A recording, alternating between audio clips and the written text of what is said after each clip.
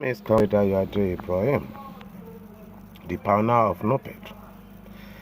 The ENA industry is putting us a serious problem, which we need to address because of sensitivity of the industry. Most of the people that invest in ENA industry are graduates that the federal government of Nigeria is supposed to have a fine job for, but we take our investment by ourselves, as in we employ ourselves through our money, and in which we are trying to come up with a lot of things, but the industry is not favorable. Most of the things that happen in that industry is not favoring us as an investors. When Uber came to Nigeria, they call us as independent contractors, and as an independent contractors, we're supposed to be involved in any decision that they want to take concerned to our business. We are the ones that go out there, we face the rain, we face the sun, we face the security challenge. We are the same people that we are not involved in the price mechanism in decision making. Let's look at something. What's the meaning of the contractor, independent contractor? To me, independent contractor is somebody that is a partner to your company, that he knows how to do the work that you give to him. Let's take a plumber as an example. If you give a contract to a plumber or electrician or mechanics, you have to allow the mechanics, those contractors, to make the decision on the price mechanism or price they will take concerned to the job. But that one has not happened in any industry. What happened in any industry is a simple slavery, no more, no less.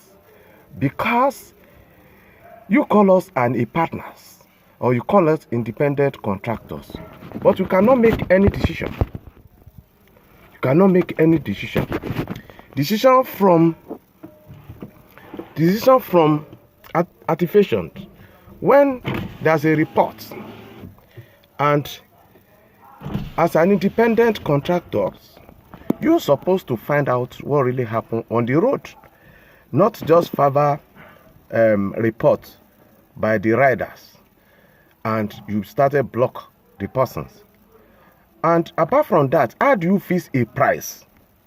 You that have not drive from airport to Ikeja, or to Lekki, or to Epe, or to Ikorodu, or to Abulegba, different kind of places and different kind of roads, you have never experienced that, and it just come up and registered a price, or come up with a price for that kind of job. To me, it's not proper. It's not proper. We need to let the whole world know that it's not proper. When you go to America today, Chicago, San Francisco, all those places, they fought against Uber because of those price. You take all decision, but when you come to the what will benefit driver partner, you now saying that we are independent contractor. We need to tell you that that's not the way the independent contractor work. Let me still stress further. When there's an issue between rider and driver partner, there's supposed to be a physical assessment. Those physical assessment is the one to tell the whoever that want to take a decision the real problem on ground. You cannot be in your office, put on the AC, enjoying yourself every day, and now bring a price for somebody that is facing it every day. And that's what is happening in the industry. Let's even talking about investment that they are claiming that Uber, Taxify, or Bolt brought to Nigeria. We have 9,000 active drivers participating on Uber platform. According to the Uber record, we want to go by their record so that there won't be any mix-up. 9,000 active driver partner on that platform. The car that we use on that platform is between 2 million to 4 million. Then I'll pay, let's take 2 million of cash on that platform. 2 multiplied by 9,000, 2 million multiplied by 9,000 drivers on that platform. That's 18 billion naira. That's what driver partner puts on that platform. They're now talking about their technology they are claiming that they have throughout the world, anywhere in the world. Let's say we give them $1 billion to build an app and give it to us to work with. Let's say we give them 500,000 naira, 500 million naira for them, for the staff, maintenance, all sorts of things. We give them 500 million naira. 500 million naira plus 1 billion, and that's 1.5 billion naira. That's what Uber put on the table. In fact, it's not even realistic, but let's accept that that's what they put on the table. And then we, as an independent contractors, the driver partner, we put 18 billion naira. And they went to go and say our governor that they are doing investments, which our governor did not even find out whether really these people are invest in this country. We are youth of this country. We have suffered a lot. Suffer of not to get a befitting employment for ourselves.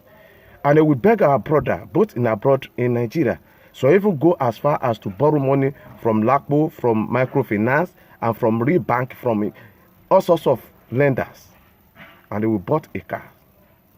And they put it on their platform. And they begin to, do us bad in terms of price, in terms of safety, in terms of security. You can see what we are talking about, that it's not good. Now, instead of our government to look at this, they did not look at it at all. And we are suffering. We are youth of this country when we deserve a decent job. But we thank God for what we have. We use our money to do it. Somebody will ask us that if the Uber is not free for you, why is not leaving the Uber and drive another one? How do I want to leave Uber? Where Uber have already tricked me. I've borrowed money from the bank to buy a car to their platform. Where did I want to go without finishing the payment? We should be realistic here. And we should be to ourselves once in our life.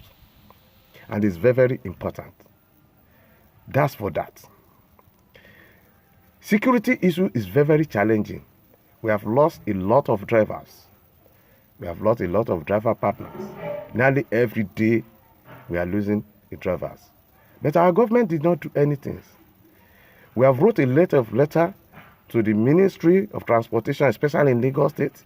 We have done a lot of follow-up, but nothing come out of it. Imagine, immediately the new governor of Lagos State come on board. The first set of people to go and pay visit is Uber. And they promised that they are coming up with the investment. Which investments? They went to Benin now, they take Obasaki, that they are invest on his city, Benin City. Which investments? All those cars they will put to that platform, we hold by Nigeria, we buy by Nigeria, we establish by Nigeria. So which kind of investment? Instead of our government to investigate, they will not. That's the kind of society we meet ourselves. And we are trying to, both Twitter, Facebook, and what have you, we are trying to, express our feeling. But nobody has ever think of what we are going through. And that's why we are trying to use all the means to force out our matter. Our security is very, very important. It's very, very important. They have to look into our security. They have to look into our security. Furthermore, these people just come to this country to come and rip us off. In terms of tax, in terms of everything. I could reconnect the last time we had a transportation policy meeting in Alausa, Ikeja, Lagos State. The former commissioner of transportation by then, he said it before the world did that Uber did not meet up the requirements and they did not pay tax, to the extent that it caused a lot of, fracas between us that day when we argued things. What I want to point out is this: if truly Lagos State have a policy, why the Uber is not comply, and they will be teaching us up and down with plasma on the road, that last man must arrest us, last man must, and you cannot arrest almighty Uber in Nigeria, almighty Bolt in Nigeria. These people doesn't follow us. We as a partners with them, we as an investors on their platform, they did not follow us. And our government did not do anything to it. And that's the shame. That's what is paining us. And we are using a lot of information out so that our government can reason along with us. But still, yes, because they have powerful people at top, they cannot listen to us. They cannot hear our voice. Secondly, if you look at the airports now too, they did not allow us to pick with peace in the airports. Why? Because some people say that the van authority, the task force, the van authority they are the one that they, arrest us every day. Nnamdi Azikiwe International Airport in Abuja. They are harassing us. They are collecting naira. They are jailing us. So a lot of sorts of things is there. We met Uber, we met Bolt to go and solve the problem. They are pushing us up, and we wrote a letter to them, but they never listened to us. Because why? Our government is looking at them to just operate in this country freely. In America, that Uber came from, they make a law there, and they exercise a law, and they find them. Instead of Uber in America now, we take $1 billion from Uber. Uber want to settle them with $100 million. But the courts there say, no, you have to settle these guys with $1 billion. They have never penalized any one of them in this country. Do we really have government? Do we even have law? Do we even really have people that implement laws? Do we? I don't think so. I don't think so. Because if we really do it, if Uber can come from America, and the American people can sanction them the way they are sanctioning them, to the extent now that Uber is in serious problem in America, but they are working freely and happily in this country. Who are those people behind them? We are saying these things now as a youth of this country, that the government failed on their responsibility to provide job for us, that the E&E industry need attention. And we have been saying this now. We are more than 50,000 people, graduate people that are working in that industry. And it's a multi-billion dollars investment. The government should look at it. And what we want governments to do is this. Number one, we want the government to enact a law to regulate the activities of all these app companies, so that you can be able to know the term and conditions. How can Uber come from nowhere to this country and begin to implement American law against us in this country? That means it's a disgrace for our government. That means we don't have law. How can a boat come from Romania and begin to implement their own law in this country? It's not supposed to be like that. We are using this opportunity to beg the presidency and the legislators, Senate, House of Assembly, and House of Representatives, every concern that can make a legitimate law, enact a law for us in this E&E industry, so that we can be able to enjoy our work. We are suffering now. Many of us are dying now. Many people have lost their cars before they cannot continue to pay. A lot of things that is happening to us. A lot of things is happening to us. It's happened to us. So that is the issues. Apart from that, they still use a driver partner against driver partner. We are trying to form a formidable team, but they pay some people out to bring down the activities that we are trying to bring up. They call them agents, they call them super ambassadors, they pay them every week. It's because of Nigeria's situations. Anything goes. They think all of us are garbage in this country. But the time will tell. We will try our best to make sure that everything works fine for us in this country, whether they like it or not. We want the state level and the federal level to enact a law to spell out how these people will be operating. They go away with billions of dollars every year in this country. Our government does not look at it. They do not even understand what is going on there. The E&E industry needs regulations. Lagos state government, that the E&E started from, Oyo State government, Edo State government, Cross Rivers government, Owerri, Imo State, all those Port Harcourt and some part of the Delta State that ENA is going around now. We are using this opportunity to put your eyes down. If you look at that industry very well, the IGR of that state and even the federal government will increase. I can bet you that. There's a time they wrote a letter to us concerned to VAT. How do you want to collect a VAT from the commercial, the ENA water fuel? It's the responsibility of a good citizen to abide by the law of his own country. VAT is mandatory, it's statutory, according to Nigeria Constitution. And nobody is running away for the responsibility. After all, if you go to supermarket to buy anything, they remove VAT there. So there's no big deal about it. And I will do this project with some people. Till today, we don't know how that project ended. Anything can go wrong in this country at any moment because of the kind of people that we are here in this country. That project is still there now. We are asking questions, they did not answer us. From FRRS, federal level, and the state level, what do you guys do? Let there be transparency, accountability, and sincerity of purpose. That's where the Nigeria will be okay for every one of us. But the kind of scenarios that is playing out in ENE now, it will cause a lot of problem very, very soon if it's not attended to. Attend to this problem now so that all of us can move forward. Call us driver partner through NUPABW and call all this app company and let everybody knows what he wants to do. DG Economic is new all over the world.